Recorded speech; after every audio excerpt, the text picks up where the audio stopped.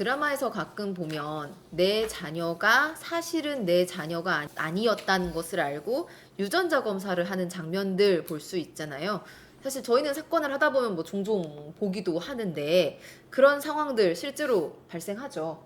네, 그뭐 뻐꾸기인가 뻐꾸기. 뻐꾸기 아, 새를 남의 그렇게 표현하지 둥지에다가. 않나요? 네. 아, 남의 낳아놓고 둥지에- 간다. 네, 낳아놓고 가서 아. 그렇게 표현하기도 하는데 드라마 뭐 이런 데 꽤나 많이 나온 주제이긴 한데 실제로 내 자녀인 줄 알고 키웠다가 이상해서 안 닮으니까 그쵸. 머리카락을 가져가서 자신이 유전자 검사를 받아보는 케이스도 있었고요.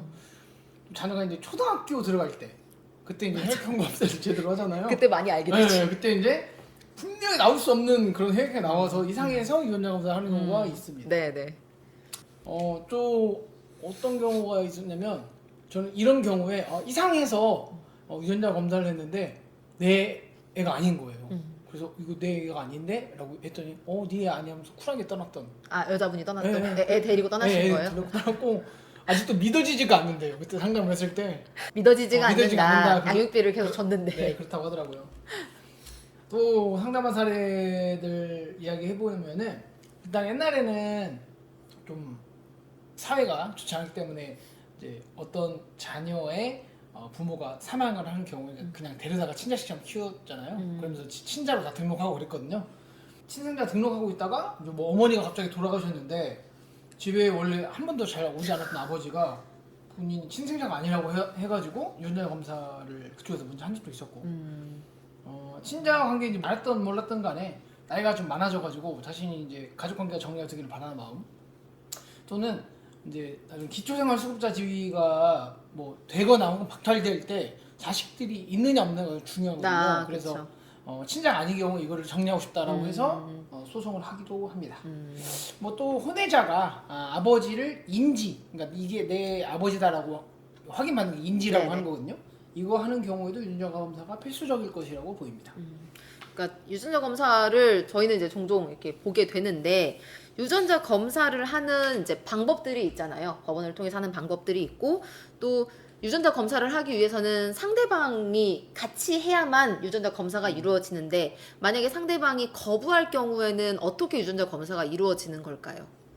일단 유전자 검사를 하기 위한 이제 샘플이 필요하니까 결국은 분쟁의 소지가 생기는 것인데요.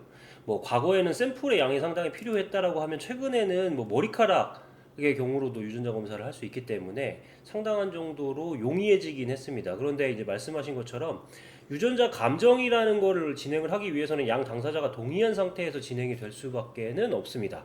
그런데 만약에 이 절차가 원만하게 진행이 되지 않는다. 가사소송법이 정하고 있는 수검 명령이라는 제도를 일단 활용해 볼 수 있습니다.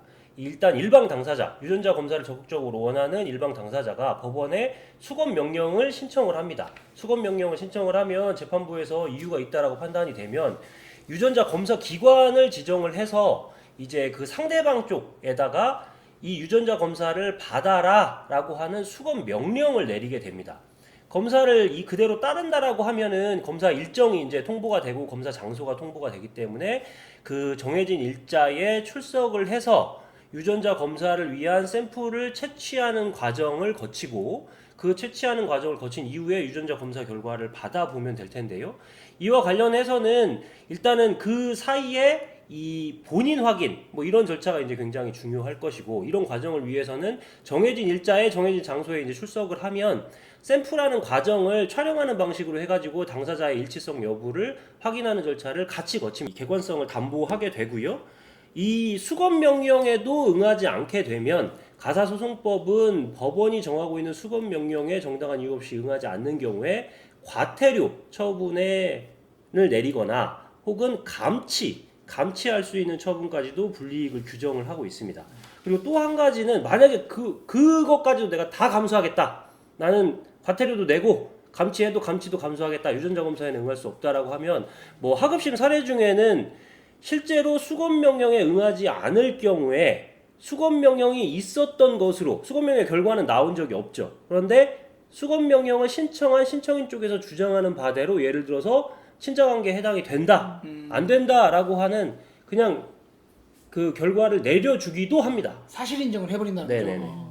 그러니까 저희가 앞에서 이제 드라마에서 이런 경우들을 많이 본다라고 얘기를 했는데 사실 이 드라마라는 것은 현실을 반영한다는 것을 저희는 자주 생각을 하게 되는 것 같아요. 그래서 오늘은 이 유전자 그 검사에 대한 뭔가 사례들과 절차들에 대해서 알아보았습니다.